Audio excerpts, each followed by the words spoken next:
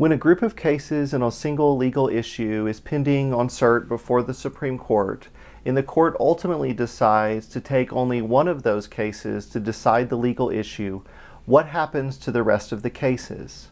The answer to this question is an acronym, GVR, which stands for grant, vacate, and remand.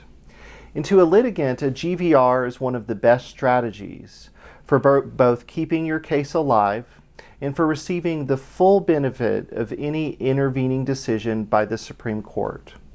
In short, if you have one of these many cases, you want to stay in the holding pattern while the main case is decided, so you can receive the full benefit of the rule of Griffith versus Kentucky on remand, and don't have to deal with the cumbersome task of meeting the Teague versus Lane requirements if you get too far ahead and get your cert petition denied and have to go back and do a collateral attack on the sentence. Here's what you can do to have the best possible success. First and foremost, you need to be aware of all of the other cases pending, particularly as they relate to your issue.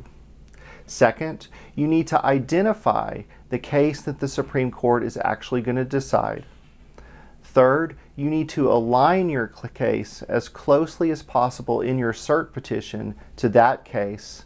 And finally, you need to be as clear as possible with the court about what you're asking the court to do. So I want to give you an example.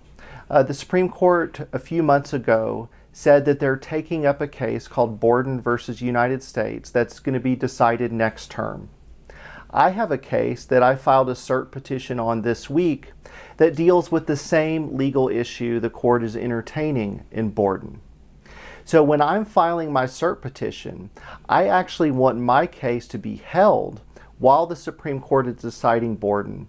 And then once Borden is decided, I want my case to be GVR'd. In other words, I want the underlying decision to be vacated, and I want my case to be remanded back to the Court of Appeals for further consideration in light of Borden. So when I drafted the cert petition, I was incredibly clear in my table of contents, in my issue presented, and in the argument section of my cert petition. That's exactly what I want to have happen, because my case contains the same dispositive legal issue as Borden. I suggest you do the same. And as a final note, I'd like to add that this process, the GVR, is not without controversy. In fact, for further reading, please see the case of Lawrence versus Cheater from 1996. There, the Supreme Court addressed the question of whether a GVR is an appropriate remedy, ultimately concluding that it was.